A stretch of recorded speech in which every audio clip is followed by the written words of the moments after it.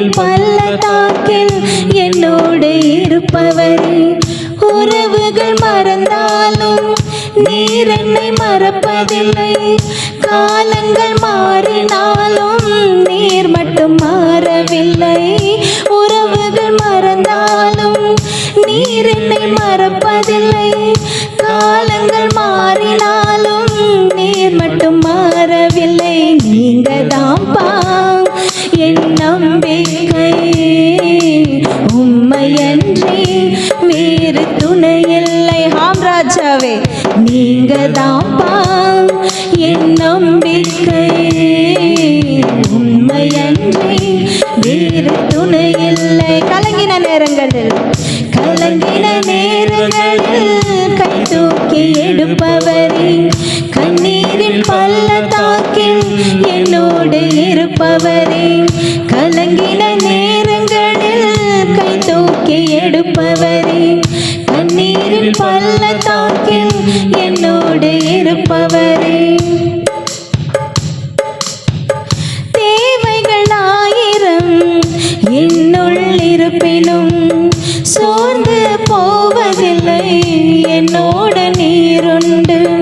தேவைகள் ஆயிரம் என்னுள் இருப்பினும் சோர்ந்து போவதில்லை, என்னோடு நீருண்டு.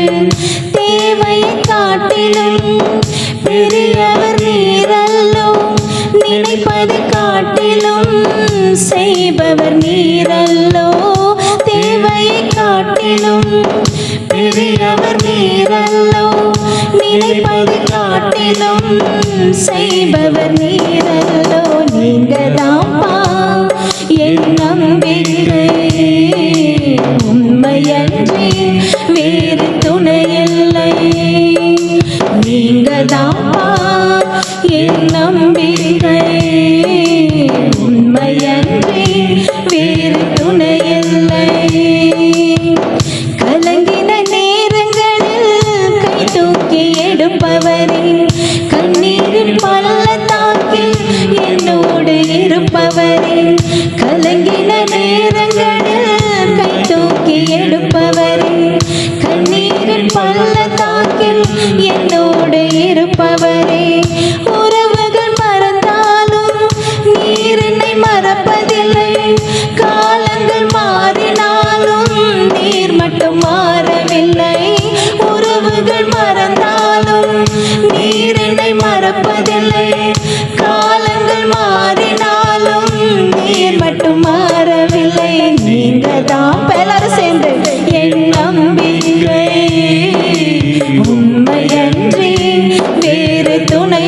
ஆமேசப்பா, நீங்க தான்ப்பா என் நம்பிக்கை, உம்மையன்றி வேறு குறையில்லை. மனிதனின் தூஷணை மனமடைவடைவதில்லை. நீரந்தன் பக்கம் உண்டு, தோல்விகள் எனக்கு இல்லை. மனிதரின் தூஷணை மனமடைவடைவதில்லை. நீரந்தன் பக்கம் உண்டு, தோல்விகள் எனக்கு இல்லை. நாவுகள் எனக்கு எதிராய் சாட்சிகள் சொன்னாலும் வாதாட நீருண்டு, ஒருபோதும் கலக்கமில்லை. நாவுகள் எனக்கு எதிராய் சாட்சிகள் சொன்னாலும் வாதாட நீருண்டு, ஒருபோதும் கலக்கமில்லை. நீங்க தான்ப்பா என் நம்பிக்கை, உம்மையன்றி வேறு துணை இல்லை. ஆமேசப்பா, நீங்க தான்ப்பா என் நம்பிக்கை, உம்மையன்றி வேறு துணை இல்லை. கலங்கின நேரங்களில் கை தூக்கி எடுப்பவரே. கண்ணீரின் பள்ளத்தாக்கில் என்னோடு இருப்பவரே. கலங்கின நேரங்களில் கை தூக்கி எடுப்பவரே. கண்ணீரின் பள்ளத்தாக்கில் என்னோடு இருப்பவரே. உறவுகள் மறந்தாலும் நீர் என்னை மறப்பதில்லை. காலங்கள் மாறினாலும் நீர் மட்டும் மாறவில்லை. உறவுகள் மறந்தாலும் நீர் என்னை மறப்பதில்லை. நீர் மட்டும் மாறவில்லை. நீங்க தான் எல்லாரும் சேர்ந்து என் நம்பிக்கை உண்மையன்றி வேறு துணையில் எல்லாரும் சேர்ந்து கைத்தட்டி நீங்க தான்ப்பா என் நம்பிக்கை உண்மையன்றி வேறு துணையில்லை. நீங்க தான்ப்பா என் நம்பிக்கை உண்மையன்றி வேறு துணையில்லை. ஆமேசப்பா நீங்க தான்ப்பா என் நம்பிக்கை. எல்லாரும் கண்களை மூடி இந்த நேரத்தில் சொல்வோம். ஆமா ஆண்டவரே, அப்பா நீங்க தான் என்னோட நம்பிக்கையா இருக்கீங்க ராஜாவே. நீரே என்னோட துர்கமா இருக்கீங்க. உமக்கு நன்றி ராஜாவே. என்னோட நம்பிக்கையும் என்னோட கோட்டையும் நீரே இருக்கீங்க ராஜா. அப்பா தாவீது சொன்னது போல அப்பா நீங்க தான் என்னோட நம்பிக்கை, நீங்க தான் என்னோட கோட்டை ராஜா. அப்பா உமக்கு நன்றி நன்றி நன்றி. அப்பா நான் உண்மை நம்பினால் ராஜாவே, என்னோட நம்பிக்கை உண்மையில் நாங்க வைத்திருந்தால் கர்த்தாவே, என்னோட வாழ்க்கையில் எல்லாமே ஆண்டவரே அப்பா நீங்க எங்களை பார்த்துக் கொள்வீங்க ராஜா. என்னோட வாழ்க்கையை நீங்க பார்த்துக் கொள்வீங்க ராஜாவே. உண்மை என்று எங்களுக்கு வேற துணை இல்லை ராஜா. அப்பா நான் செய்கிற ஒவ்வொரு காரியங்களிலும் கர்த்தாவே உம்முடைய கிருபை மட்டுமே என்னோட தாங்கி வருகிறது ராஜாவே. நீர் மட்டுமே எனக்கு கண்ணோக்கி என்னை பார்த்து வரீங்க. உமக்கு நன்றி நன்றி நன்றி. என் நம்பிக்கை உண்மையன்றி வேறு துணை இல்லை. நீங்க தான்ப்பா என் நம்பிக்கை உண்மையன்றி வேறு துணை இல்லை. ஆமென். ஆம் ராஜா. போன வாரம் நம்ம பார்த்தோம் எலியாவின் அபிஷேகத்தை நம்ம பார்த்தோம். எலியாவின் அபிஷேகம், எலியா ஒரு ஜெபம் பண்ணாருங்க. அந்த ஜெபம் எப்படி போச்சுன்னா விண்ணப்பத்தோட போச்சு, ஒரு தூபத்தை போல போச்சு. ஆனால் வரும்போது அக்னி நாக்கா வந்து அந்த காணிக்கையை எடுத்துக்கொள்ளுறத நம்ம பார்த்தோம். அப்போ எலியா பண்ணது விண்ணப்பம், அந்த இடத்துல வச்சது என்னங்க? காணிக்கை. என்ன காணிக்கை? தேவனுக்கு உகந்த காணிக்கையை எலியா வச்சாரு. அப்போ நம்ம அந்த உகந்த காணிக்கையை நம்ம வச்சு நம்ம ஜெபம் பண்ணும்போது இன்னைக்கு நம்ம என்ன உகந்த காணிக்கை சொல்லுங்க பார்க்கலாம்? துதி ஆராதனை. அப்போ நம்ம துதி ஆராதனை விண்ணப்பத்தை ஆண்டவருக்கு இருதயத்துக்கு ஏற்ற மாதிரி நம்ம துதிக்க தான். இப்போ வர்ஷிப்பில் நான் பார்த்துட்டு இருந்தேன், எல்லாரோட இருதயமே எப்படின்னா ஒரு பலிபீடத்தை போல ஒருமனப்பட்டுச்சு. அப்போ தேவனோட அக்னி எப்படி ஆகுதுன்னா நம்ம மனசில் இருக்கிற எல்லாத்தையும் நாக்கில் அவரோட ஆவின் அந்த அக்னியின் நாவில் கொண்டு நம்ம விண்ணப்பத்தெல்லாம் எடுக்கிறார். அப்போது நம்ம முழு மனசோட எங்கே 2 பேர் 3 பேர் ஒரு மனதாக ஜெபிக்கிறார்களோ வாசம் செய்கிறார்களோ அவர்கள் மத்தியில் நான் இருக்கிறேன்னு அவர் வாக்கு தத்தம் கொடுக்குறாரு. அவர் வாக்கு தத்தத்தை கொடுத்ததை நிறைவேற்றிட்டே வர்றாரு. ஆனால் நம்ம ஒரு மனமாக இருக்கிறோமா? நம்ம பண்ணுற ஜெபம் வந்து தைரியமாக நம்ம வந்து ஆண்டவர் கேட்பாருன்றது பண்ணுறோமா? நம்ம நிறைய இடத்துல கேள்வி கேட்க மாட்டோம். நம்ம மனசுக்குள்ளே கேள்வி கேட்கோமே தவிர தேவன இடத்துல நம்ம கேட்க மாட்டோம். புலம்புற ஜெபம், ஆண்டவர் புலம்புற ஜெபத்தை கேட்கல.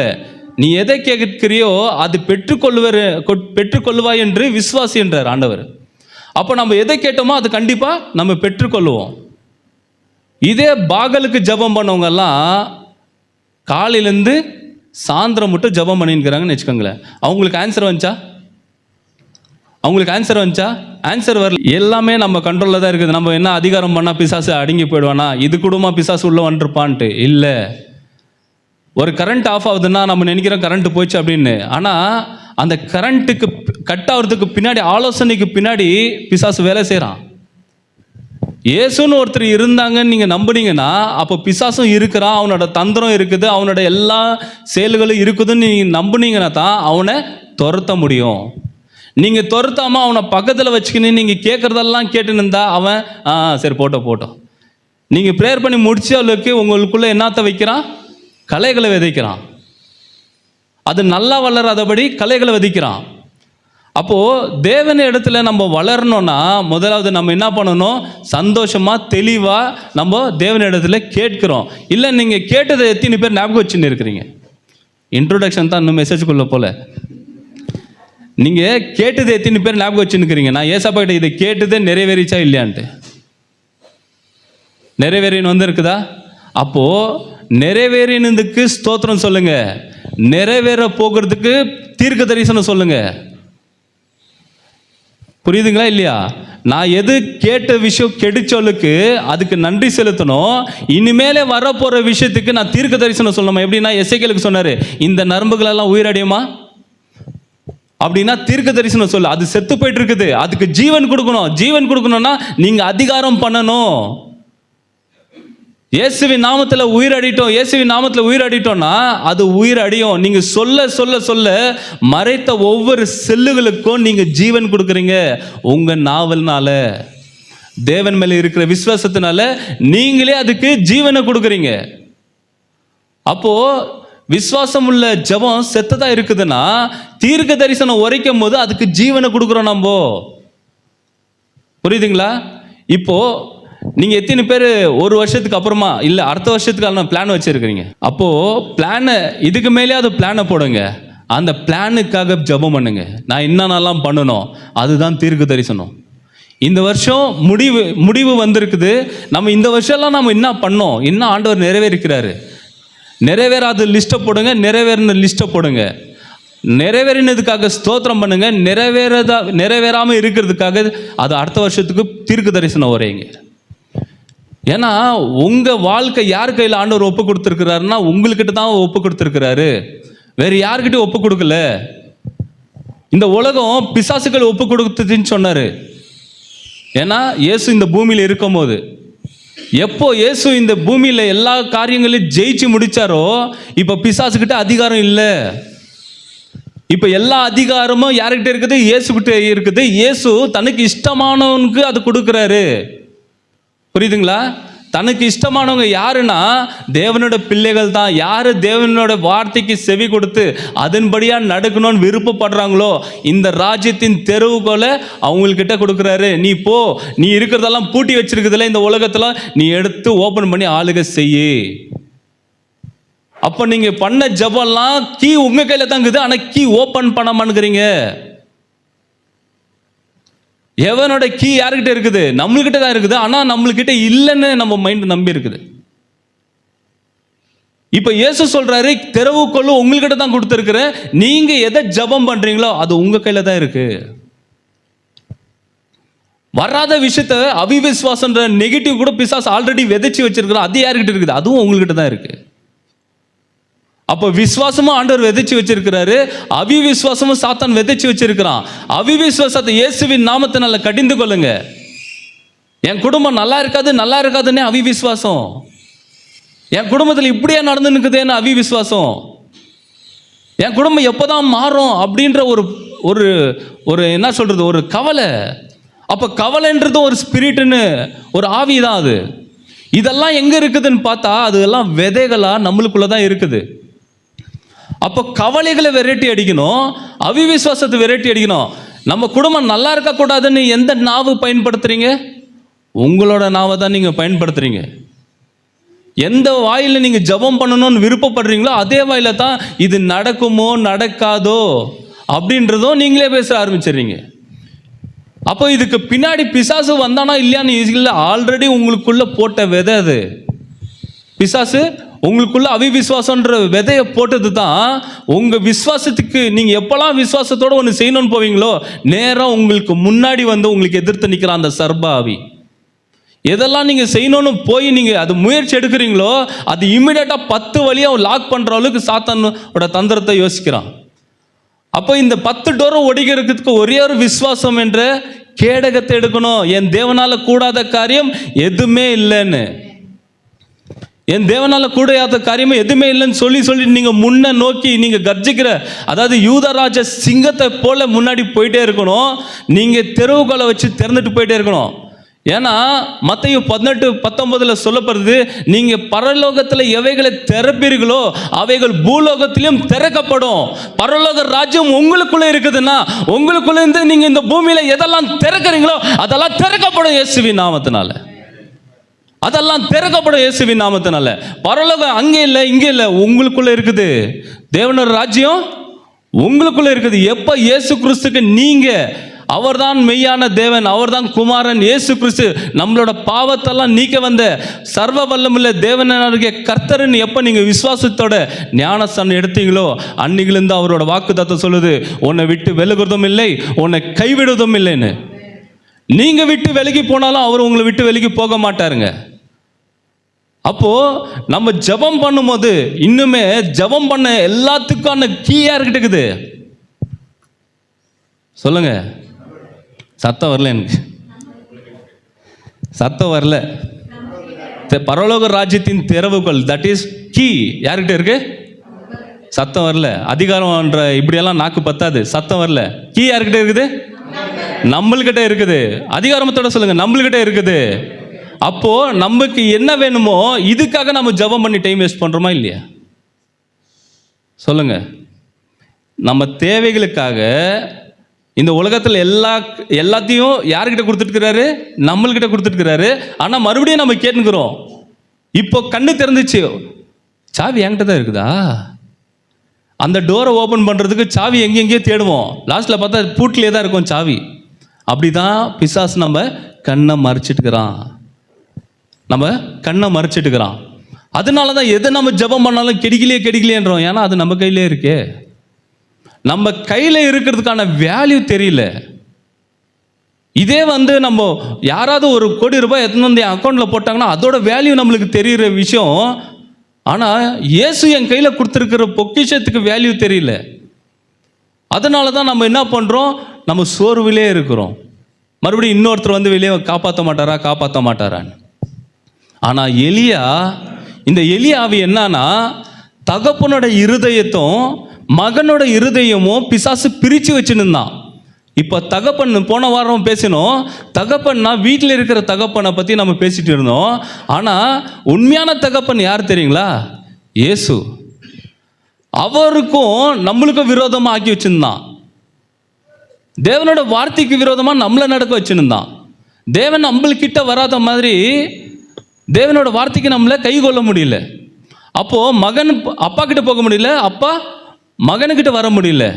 இப்போ இந்த எலியாவி எப்போ வீட்டுக்குள்ளே வந்ததோ, சமாதானம் பண்ணுகிற, எல்லாரையும் அப்பா பற்றி புரிய வைக்கிற அந்த சமாதான ஆவி வீட்டுக்குள்ளே வந்தது. அப்பாவை பற்றி புரிஞ்சுக்கிறதுக்கு இங்கே மகன்கிட்ட பேசுது. அதே மாதிரி அப்பா கிட்ட வந்து பரிந்து பேசுறது தான் அட்வொகேட் இயேசு கிறிஸ்துவோட ஆவி. என்னன்னா, அங்கேயும் வாதாடுது நம்மளுக்காக. நம்மளை குறித்து எல்லாம் பிசாசு கெட்ட காரியங்களே பேசி வச்சிருந்த எல்லாத்தையும் வாதாடுது. அவனை மன்னிங்கன்னு. நம்ம செய்யறதெல்லாம் மன்னிங்கன்னு யார் வாதாடுறது? நடுவில் இந்த ஆவி தான் வாதாடுது. அப்போ எலியாவி ஏன் நம்மளுக்கு தராரு கடைசி காலத்துலனா, எலியா கருத்தா ஜெபம் பண்ற ஒரு விஷயத்துல இருந்தான். தேவனோட ராஜ்யம் எதுன்னு அவன் கரெக்டாக தெரிஞ்சுன்னு இருந்தான். அப்போ அந்த தேவனோட ராஜ்யத்தை அதிகாரத்தோட நம்ம பயன்படுத்தணும். அப்போ எலியான்னு பார்த்தாலே ஜெசபேல் வருது. இப்போ இந்த ஜெசபேலை தான் நம்ம எதிர்த்து நிற்க போகிறோம். நிறைய குடும்பத்தில் இந்த ஆவி வந்து ஆளுகை செஞ்சுட்டு இருக்குது, அடிமைத்தனத்தில் வச்சுட்டு இருக்குது. அப்படின்னா நம்ம என்ன பண்ணணும்? மனுஷங்களை மன்னிக்க கற்றுக்கணும், பிசாசுகளுக்கு எதிர்த்து நிற்க கற்றுக்கணும். நம்ம என்ன பண்ணுறோம்? மனுஷங்கள்கிட்ட சண்டை போட ஆரம்பிச்சிடுறோம். பிள்ளைகளை பார்த்தாலுக்கு நம்ம என்ன பண்ணுறோம்? இவன் சரியில்லைன்னே சொல்ல ஆரம்பிச்சிடுறோம். பிள்ளைகள் என்ன யோசிக்கிறாங்க? எங்கள் அப்பா சரியில்லைன்னு சொல்ல ஆரம்பிச்சிடுறாங்க.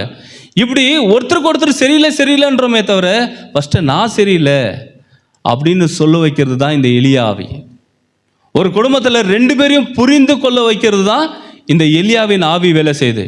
இன்னைக்கு எல்லாரும் தலைமையில் கைவிங்க, இந்த எலியாவி ஆவி வீட்டில் வரட்டும். இயேசுவின் நாமத்தினால இந்த எலிய ஆவி ஒவ்வொரு குடும்பத்திலும் அந்த சமாதானத்தை உண்டு பண்ணுகிற, தகப்பனுக்கும் பிள்ளைகளுக்கும் மகளுக்கும் சமாதானம் உண்டு பண்ணுகிற அபிஷேகம் இப்பொழுதே ஒவ்வொரு குடும்பத்திலும் இறங்கட்டும் இயேசுவின் நாமத்தினால. குடும்பத்தில் பிரிவினை உண்டாக்குற எல்லா காரியங்களும் இயேசுவின் நாமத்தினால வெளியேறட்டும் இயேசுவின் நாமத்தில். ஜெசபேல் ஸ்பிரிட்டுகள் எல்லாத்தையும் கமாண்ட் பண்ணுறேன் இந்த நேம் ஆஃப் ஜீசஸ்.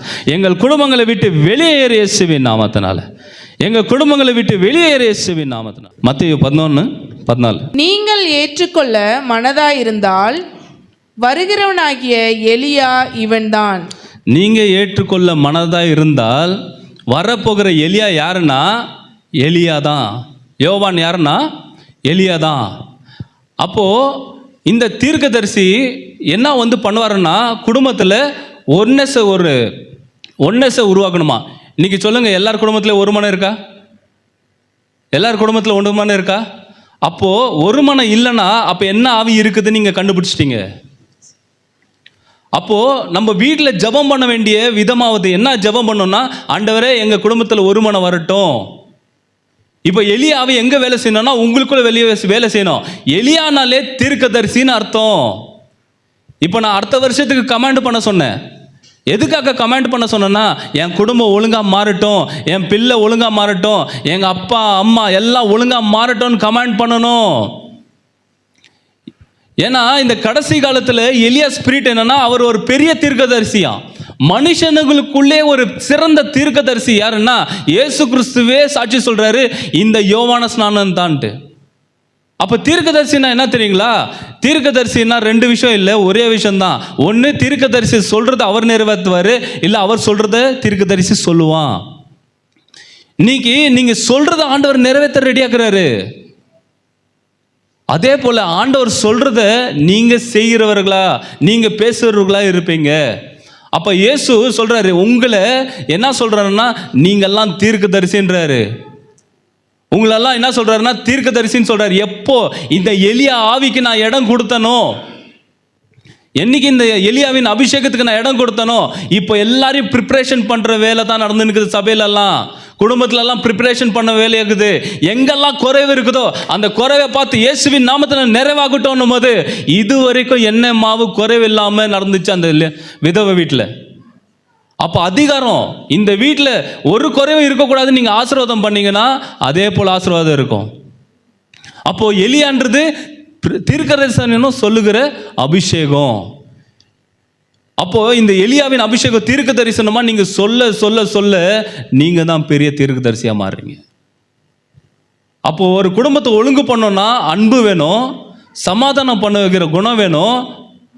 ஆனா அதுக்கும் காட்டிலும் தீர்க்க தரிசனம் சொல்லணும். லூக்கா 1:13 படிங்க. தூதன் அவனை நோக்கி சகரியாவே பயப்படாத, உன் வேண்டுதல் கேட்கப்பட்டது. யாரு? சகரியா குழந்தை இல்லைன்னு கேட்டுட்டு இருந்தான். தேவதூதன் இப்போ சொல்றான், உன் வேண்டுதல் கேட்கப்பட்டது. உன் மனைவியாகிய எலிசபெத்து உனக்கு ஒரு குமாரனை பெறுவாள். அவனுக்கு யோவான் என்று பெயரிடுவாயாக. உனக்கு சந்தோஷமும் மகிழ்ச்சியும் உண்டாகும். அவன் பிறநிமித்தம் அநேகர் சந்தோஷப்படுவார்கள். அவன் பிறந்தா எல்லாருமே சந்தோஷப்படுவாங்களா? யாரு?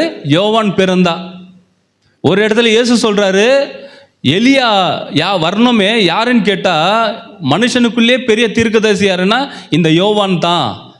அப்போ எலியா வந்தாச்சுன்னு சொல்றாரு. இப்போ இந்த யோவானோட வேலை என்ன அப்படின்னா, இந்த யோவானோட யார் வீட்டுக்கெல்லாம் இந்த பூமியில யோவான் பிறந்தா யார் வீட்டுக்கெல்லாம் போறாங்களோ அந்த வீடு சந்தோஷமா இருக்குமா? யார் வீட்டுக்கெல்லாம் போறாங்களோ அந்த வீடு சந்தோஷமா இருக்குமா? அவங்க மட்டும் இல்லை, அவங்க சுத்தி இருக்கிறவங்க எல்லாருமே சந்தோஷம் மகிழ்ச்சியா இருப்பாங்களாம். இன்னைக்கு குடும்பம் எல்லாம் எது தொலைச்சிட்டு இருக்கிறாங்க? ஆண்டவரே நாளைக்கு எனக்கு இது தாங்க, நாளைக்கு இது தாங்க, அது தாங்கன்னு எல்லாம் எதோ கேட்குறோம். ஆனால் எழுந்து போல உலகம் முழுவதும் நீங்கள் ஆதாயப்படுத்தினாலும் உங்கள் ஆத்மாவை நஷ்டப்படுத்தினா உங்களுக்கு லாபம் என்ன? அப்போ ஆத்மாவை நம்ம சந்தோஷப்படுத்தினாதான், ஆத்மா சந்தோஷமாக இருந்தால் தான், மற்றவங்கள நீங்கள் சந்தோஷமாக வந்தால் தான் நீங்கள் உலகத்தில் இல்லை உங்கள் ஆத்மாவை சம்பாரிச்சுன்னுக்கிறீங்க, வேறு ஆத்மாவும் சம்பாரிச்சுன்னுக்கிறீங்கன்னு அர்த்தம். அப்போ இந்த அபிஷேகம் வேலை செய்யணும்னா, இப்போ தூதர்கள் உங்களை பார்த்து பேசுறாங்க, நீங்க போய் உங்க குடும்பத்தை நீங்க சந்தோஷமா வைப்பீங்க, மற்ற புறஜாதிகள் எல்லாரையும் நீங்க சந்தோஷமா வைப்பீங்க. இப்போ ஏன்னா யோவானாகிய நீங்க தான் பிறந்திருக்கிறீங்க. எலியாவா தீர்க்கதரிசியா நீங்க தான் பிறந்திருக்கிறீங்க. அப்போ நீங்க போகிற வீடெல்லாம் எப்படி இருக்கணுமா? சந்தோஷமா இருக்கணும். அதுக்கு தான் இந்த எலியா ஆவி நம்மளுக்கு வேணுமா இருக்குது. உன் துக்கம் சந்தோஷமா மாறும்னு சொல்றதுக்கு யாரும் இல்லை இங்க உலகத்துல. ஆண்டவர் ஏசப்பாவே எந்தெந்த வீட்டுக்கெல்லாம் போறாரோ அந்த வீடெல்லாம் சமாதானமா மாறிச்சு. அவருக்கு என்ன கோபம்னு தெரியுங்களா? யூதருங்க ஒரு குறை சொல்லுவாங்கன்னு தெரிஞ்சு கூட சபைக்கு ஒரு குணி ஸ்திரீ வராங்க, இவங்களை விடுதலை ஆக்கினா அவங்க பிரச்சனைக்கு வருவாங்கன்னு இவருக்கு தெரியும்.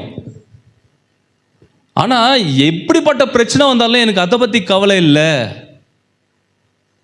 எனக்கு அந்த மக சஸ்தமாகணும். சரி, இவர் ஞானமாக யோசிக்கிறதா இருந்தால் இவங்கெல்லாம் போயிட்டோம், செப்பரேட்டாக கூட்டின்னு இந்த பொண்ணுக்கு விடுதலை ஆக்கிடலாம், இந்த லேடிக்கு விடுதலை ஆக்கிடலான்னு அவர் யோசிக்கல பாருங்க. குறை சொல்றவங்க சொல்லிட்டு தான் இருப்பாங்க. ஆனா இந்த மகள் இன்னைக்கு சஸ்தமாகணும், இன்னைக்கு உங்க குடும்பம் விடுதலை ஆகணும். ஆண்டவர் நாளைக்குன்ற ஒண்ணு இல்லவே இல்லை. இன்னைக்கு இப்போதான் இந்த நிமிஷம் உங்களுக்கு விடுதலை உண்டாகிச்சு. நாளைக்குன்ற ஒரு நாளே இல்லை. ஆண்டவர் நாளைய தினத்தை குறித்து கவலைப்படாதீங்கன்னு சொல்றாரு. விடுதலை வேணுமா? இப்பவே எனக்கு வேணும், அடம் பிடிக்கணும். எனக்கு இப்பவே எல்லாம் நடக்கணும்னு ஆண்டவர்கிட்ட அடம் பிடிக்கணும். அப்ப அடம் பிடிக்கிற ஜெபம் நம்மளுக்கு, தேவன இடத்துல நம்ம முட்டிகள் போட்டு அடம் பிடிக்கிற ஜெபம் நம்மளுக்கு வேணும். ஒரு அப்பா கிட்ட எப்படி கெஞ்சணும்? அப்போ ஒரு புள்ள தகப்பன் இடத்துல இது வேணும்னு சொல்லி எப்படி அடம் பிடிக்கிறாங்களோ அந்த மாதிரி நம்ம ஜெபம் பண்ணணுமா இருக்கும். அதுக்கு தான் உங்க ஜெபம் பண்றதுக்கு இந்த எளிய ஆவி தேவைப்படுது. நீங்க எந்த இடத்துல உட்கார்றீங்களோ இந்த எளிய ஆவி உங்களை ஆண்டவருக்குள்ள பேச வைக்கும், அதிகாரத்தோட ஜெபம் பண்ண வைக்கும், இந்த உலகத்தை எல்லாத்தையும் அன்புக்குள்ள நடத்த வைக்கும். இந்த உலகத்தை இயேசுவே உங்களுக்குள்ள வேலை செய்யணும்னா என்ன வேணும்? இந்த எளிய ஆவி சமாதானம் பண்ணணும். ஃபர்ஸ்ட் உலகத்துல எல்லாத்தையும் இயேசு கிறிஸ்துவை பத்தி சொல்லணும். ஒரு வீட்டுக்கு இயேசு கிறிஸ்து வர்றதுக்கு முன்னாடி நம்மலாம் என்ன பண்ணணும்? நற்செய்தி பிரசங்கிக்கிறவர்களா இருக்கணும், தீர்க்க தரிசனம் சொல்றவங்களா இருக்கும். இன்னைக்கு உங்க குடும்பத்தில் அற்புதம் நடக்க போகுது, இன்னைக்கு உங்களுக்கு வேலை கிடைக்க போகுது, இன்னைக்கு உங்க பிசினஸ் ஆசீர்வதிக்கப்படுதுன்னு சொல்லிட்டே இருங்க, சொல்லிட்டே இருங்க, சொல்லிட்டே இருங்க. நீங்க தெரியாம சொன்னதை கூட ஆண்டவர் நிறைவேற்றின்னு வந்துடுவார். உன் பிள்ளை நீ கர்ப்பவதி ஆகுவே, அவங்க வயசானவங்களா இருந்தாலும் நீங்க சொல்லிடுங்க. யார் நிறைவேற்றணும்? சத்தம் வரல. யார் நிறைவேற்றணும்? நீங்க சொன்னதை இயேசு நிறைவேற்றணும். ஏன்னா யாரோட வேலைக்காரங்க நீங்க? யாரோட பிள்ளைகள் நீங்க? அப்போ நம்ம எதை கேட்கிறோமோ நிறைவேற்றுறது அவரோட வேலை. நம்ம கவலைப்பட வேண்டாம், நம்ம பயப்பட வேண்டாம், நம்ம தெளிந்த புத்திவர்களா இருக்கணும். அதே 1ஆம் அதிகாரத்தில் 76 படிங்க. பாலகனே உன்னதமானவருடைய தீர்க்கதரிசி எனப்படுவாய். உன்னதமானவரோட தீர்க்கதரிசி என்னப்படுவாய். நீ கர்த்தருக்கு வழியை ஆயத்தம் பண்ணவும். எப்படின்னா கர்த்தருக்கு வழியை ஆயத்தப்படுத்தணுமா? நமது தேவனுடைய உருக்கமான இரக்கத்தினாலே. தேவனுடைய உருக்கமான இரக்கத்தினாலே. பாருங்க ஒரு நிமிஷம். ஆண்டவர் எல்லார்கிட்டையும் இரக்கம் எப்போ வச்சிருக்கிறாருங்க? இந்த பூமியில நம்ம உயிர் வாழ்ற மட்டும். அதுக்கு தான் ஒரு மனுஷனை இந்த பூமியில நம்ம சாகிறதுக்குள்ள ஒருத்தனும் கெட்டு போகாம ரட்சிப்புல வரணுன்றதுக்கு தான் அவர் இரக்கம் வச்சிருக்கிறாரு. அதனால இந்த கிரேஸ்ன்னு சொன்னாலே எல்லாரும் வெறுக்கிறதுக்கு காரணம்னா இந்த கிரேஸை வச்சு நிறைய பேர் தப்பா பண்ணிட்டு போறாங்க. ஆண்டவர் ஒவ்வொரு மனுஷனுக்குள்ளே இந்த கிருபை, இந்த கிரேஸ் ஏன் வச்சிருக்கிறாருன்னு அதை கரெக்டாக யாரும் சொல்ல மாட்டேங்கிறாங்க. எப்படி நியாயப்பிரமாணத்தில் பிசாசு வேலை செஞ்சானோ அதே போல தான் இந்த கிருபையிலையும் பிசாசு வேலை செஞ்சுட்டு தான் இருக்கிறான், ஜனங்களை தப்பான வழியில் கொண்டு போகிறதுக்கு. ஆனால் ஆண்டவரோட அவரோட நோக்கம் எப்படின்னா எல்லாருமே சந்தோஷமா இருக்கணும்னா அவரோட நீடிய பொறுமை தேவைப்படுது. அவரோட கிருபை வேலை செஞ்சுட்டே இருக்கணும் மனுஷனுக்குள்ள. அப்போ அவரோட இரக்கம் எப்படியா? உருக்கமான இரக்கத்தினாலேயே அவருடைய ஜனத்துக்கு. யாரு அவரோட ஜனம்? நீங்களும் நானும் தான்.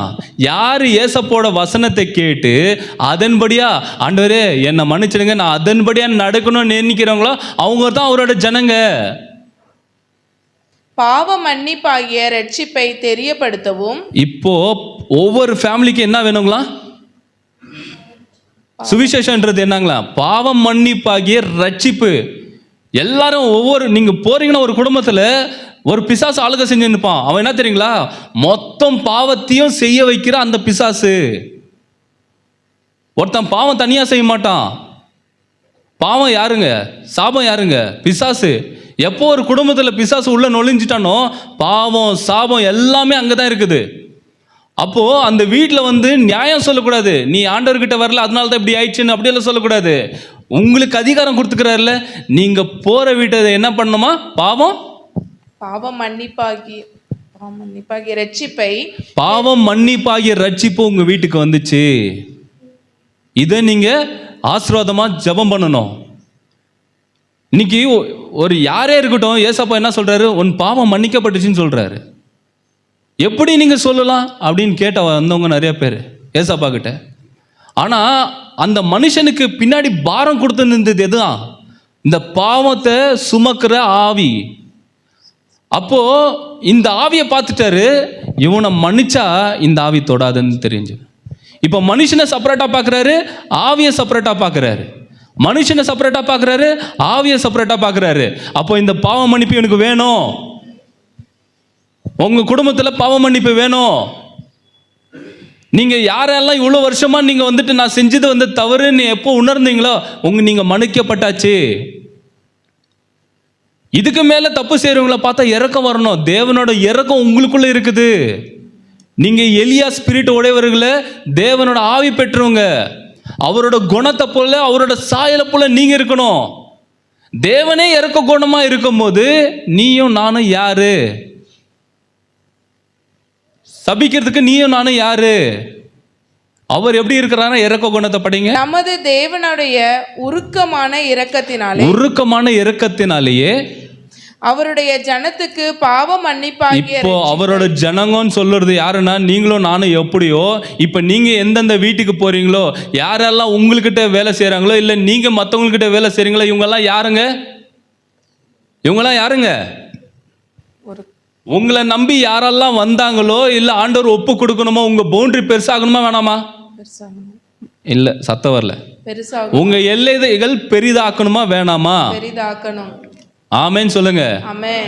இன்னும் சொல்லுங்க. ஆமென். இப்போ அடுத்த வருஷம் பவுண்டரி உங்களுக்கு பெருசாகணுமா வேணாமா? ஆமென். இந்த மன்னிப்போட ஆயுதத்தோட நீங்க எப்படி வெளியே போறீங்களோ, ஃபர்ஸ்ட் உங்க குடும்பத்தை உங்க கண்ட்ரோல்ல கொடுப்பார் ஆண்டவர். ஆமென். அதே மாதிரி நீங்க செய்யற எல்லா வேலைகளும் ஆண்டவர் கொடுப்பார். ஏன்னா அவரோட இருதயம் கொண்டவர் நீங்கெல்லாம். அவரோட இரக்கமான இருதயம், மன்னிப்புன்ற குணம் உங்களுக்குள்ள வந்தபடினால நீங்க கேட்டுக்கொள்வது எதுவோ அது உங்களுக்கு கொடுக்கப்படும். இப்ப பவுண்டரி உங்களுக்கு வலையை பெருசா போடுங்கன்றாரு பேதுரு. இது மட்டும் வலையை போடுறான், மீனே கிடைக்கல. எப்போ நான் வந்து செஞ்சதெல்லாம் தப்பு ஆண்டவரே, பாவம் உங்களுக்கே தெரியாதான் மனம் திரும்பினானோ, போடு இப்போ வலையை பெருசான்றாரு.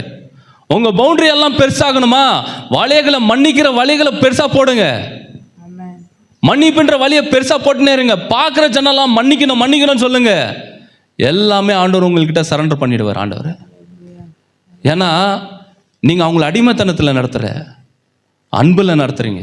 யார் ஒருத்தர் அன்பில் இருக்கிறாங்களோ அவங்க தன்னையும் அவங்க கீழ்ப்படுத்தி மற்றவங்களையும் கீழ்ப்படுத்தி வைக்குவாங்க. அந்த ஆவி யாருன்னா எலியாவோட ஆவி. படிங்க. உருக்கமான இரக்கத்தையும் இரக்கத்தினாலே அவருடைய ஜனத்திற்கு பாவ மன்னிப்பாகிய ரட்சிப்பை தெரியப்படுத்தவும். பாவ மன்னிப்பு ஆகிய ரட்சிப்பை தெரியப்படுத்தணும். நீங்க மன்னிக்கப்பட்டீங்க. ரட்சிப்பு என்னன்னு தெரியுங்களா? இப்ப பாவத்துல மாட்டின்னுக்கிறாங்கல்ல, மலையாளத்துல தான் சொல்லுவாங்க ரட்சிப்புனா காப்பாற்றப்படுறது. தமிழ்ல வந்து காப்பாற்றப்படுறது. மலையாளத்துல தான் சொல்லுவாங்க ரட்சிப்புன்ட்டு. அப்போ ரட்சிப்புனா காப்பாற்றப்படுறது. இன்னைக்கு உங்க கண்ணு முன்னாடி எவ்வளோ குடும்பம் இருக்குது, ஆனா இன்னும் பாரத்தை நம்ம வச்சுட்டு போயிட்டு இருக்கிறோம். நீ பண்றது சரியில்லை, நீ பண்றது சரியில்லை. ஆண்டவருடைய இருதயம் வலிக்குது. குறை சொல்லிட்டே இருக்கிறோம், எல்லாரையும் பார்த்து குறை சொல்லிட்டே இருக்கிறோம். நான் கீழே விழுந்தப்ப யாராவது தூக்கணும்னு கையை தேடுறீங்கல்ல, இன்னைக்கு உங்க முன்னாடி எத்தனை பேர் விழுறாங்க. நீங்க போய் கை கொடுத்தா என்னவா? ஆனா நீங்க என்ன சொல்றீங்க? குறை சொல்றீங்க. அவனே எழுந்து வரத்துக்கு முடியலையே, அதுக்கு தானே கடவுளை தேடுறான். கடவுளை காப்பாத்துங்க காப்பாத்துங்கன்ட்டு. அப்ப கடவுள் எப்படி வருவாங்க? அவரோட ஜனத்தின் மூலியமா தான் போவாங்க. அவரோட ஜனத்தின் மூலியமா தான் போவாரு. நீ போ, அந்த வீட்டை ஆசீர்வதி, அந்த வீட்டுக்கு தீர்க்க தரிசனம் சொல்லு, இந்த குடும்பம் பாவம் மன்னிக்கப்பட்டதுன்னு தீர்க்க தரிசனம் சொல்லு, நீ இனிமே சாக மாட்ட. படிங்க. அந்தகாரத்திலும் மரண இருளிலும் உட்கார்ந்திருக்கிறவர்களுக்கு வெளிச்சம் தரவும். எல்லாருமே மரண பயத்துல இருக்கிறாங்க, அந்தகார இருளில் இருக்கிறாங்க. இவங்களுக்கெல்லாம் வெளிச்சம் யாரு? இந்த வெளிச்சத்தின் பிள்ளைகளாகிய இருக்கிற நீங்களும் நானும் தான் வெளிச்சம். இந்த மன்னிப்பை பத்தி பேசினாக்கா மரணக்கு அங்க வேலை இல்லை. இந்த மன்னிப்பை பத்தி பேசுனீங்கன்னா இருளுக்கு அங்க வேலை இல்லை. இந்த மன்னிப்பு ஒவ்வொரு குடும்பத்திலையும் வேணும் வேணும் வேணும் வேண்டவே வேணும். மன்னிப்பு இல்லைன்னா ரட்சிப்பு இல்லை. அவர் நினைச்சிருந்தாருன்னா நோவா காலத்தில் அழிவு உண்டாக்குன மாதிரி இப்போ வந்தப்போவா இந்த உலகத்தை அழிச்சிட்டு இருக்கணும். அழிக்காம அவரோட உயிரை கொடுத்துட்டு போனாரு மன்னிப்புன்ற சிலுவையில். எப்போ அவர் மன்னிச்சிட்டாரோ இனிமே நான் தண்டிக்கிறதுக்கு எனக்கு ரைட்ஸ் இல்லை. அப்போ இந்த மன்னிப்புற ஆவி ஒவ்வொருத்தருக்குள்ளேயும் வேலை செய்ய செய்ய மன்னிப்பை பெரியதாக்கி கொண்டே போகணும். இந்த தேவனோட ராஜ்யம் பெரிதாக்கி கொண்டே போகும். மன்னிப்பு எப்போ பெருசாகிட்டே போயினே இருக்குதோ தேவனோட ராஜ்யம் சீக்கிரமா உங்க இடத்துல வந்துச்சு, உங்களை ஆளுகை செஞ்சுட்டே இருக்குது. நீங்க தேவனோட பிள்ளைகள்னு ஆண்டவர் சொல்றாரு. அப்போ மரணத்துக்கும் இருளுக்கும் இந்த உலகத்துல அதிகாரமும் இல்லை. மரணம், யாராவது மரண பயத்தில் இருந்தாங்கன்னா நீங்க போய் நின்று தைரியத்தை கொடுங்க, நீங்க தைரியமா பேசுங்க. நீங்க ஆசீர்வதிச்சீங்கன்னா அந்த பயத்தின் ஆவி போயிடும், அந்த மரண ஆவி போயிடும், அந்த இருளின் ஆவி போயிடும். அப்போ இதுக்கு பின்னாடி எது இருக்குது? ஆவி, பிசாசு. நீங்க பிசாசை எதிர்த்து நிக்காம நான் வெளிச்சத்தின் பிள்ளைன்னு போயிட்டு நான் அந்த இருட்டிலே இருந்தேன்னா நானும் இருளில் தான் இருக்கிறேன். குருடனுக்கு வழிகாட்ட கொடுமோ? 2 பேரும் போய் பள்ளத்துல விழுவாங்க, 2 பேரும் போய் பள்ளத்துல விழுவாங்களே. நீங்க வெளிச்சத்தின் பிள்ளைங்களா இருளை விரட்டி அடிக்கணும். மரண ஆவியே வெளியே, இயேசுவின் நாமத்துல வெளியே போ அப்படின்னு அதிகாரம் பண்ண தான் இருளை நீங்க மேற்கொண்டு வருவீங்க. உங்க வீட்டில் எந்த மூலையில் எந்த கேரக்டர் வேலை செய்யுதுன்னு பாருங்க. போங்க, ஒரு இடத்துல முட்டிக்கால் போடுங்க. பிரதர் சொல்ற மாதிரி இயேசுவின் நாமத்தினால் விரட்டி அடிங்க. நீங்க சொல்ல சொல்ல தீர்க்க தரிசனம் சொல்லிட்டே இருக்கிறீங்க. உங்க ஃபேமிலியில் ஒவ்வொருத்தரோட கேரக்டர் மாறுற மட்டும் சொல்லிட்டே இருங்க. நீங்க கேரக்டர் மாத்த சொல்ல தான் அவங்களுக்குள்ள இருக்கிற கெட்ட ஆவி போய் நல்ல பரிசுத்த ஆவியானவர் வந்து கேரக்டர் குணம் மாறும். என்னை மன்னிச்சிடுமான்னு எப்போ வந்து சொல்றாங்களோ உங்க தீர்க்க தரிசன வார்த்தை நிறைவேறி கொண்டு வந்திருக்குது. அல்லேலூயா, அல்லேலூயா. படிங்க, முடிச்சிடலாம். நம்முடைய கால்களை சமாதானத்தின் வழியிலே நடத்தவும் அவ்விருக்கத்தினாலே உன்னதத்திலிருந்து தோன்றிய அருணோதயம் நம்மை சந்தித்திருக்கிறது என்றார். அப்போ நம்மளோட கால் என்னன்னா, நம்ம போற வீடு, நம்ம போற வேலை செய்யறது, நம்ம கை வைக்கிறது எல்லாம் என்னன்னா சமாதானத்தின் கால்கள். நீங்க சமாதானத்தின் கால்கள். இப்ப நீங்க போறதெல்லாம் சமாதானம் ஆகும். தீமையா வராங்களா, நீங்க போய் நின்னுங்க போதும். அப்படியே மழை போல பிரச்சனை வர்றதெல்லாம் சமாதானமா மாறிடும். உங்களை பார்த்து பிசாசு ஓடுவான். ஏன்னா உங்க கால்கள் எப்படி இருக்குதா? சமாதானத்தின் கால்கள். அவருடைய இரக்கம் நம்மள ஆளுகை செஞ்சதுனால. அல்லேலூயா. இன்னைக்கு சமாதானம், எலியா ஸ்பிரிட் உங்களுக்குள்ள சமாதானம் மற்றவங்களையும் சமாதானமா நடத்தும்.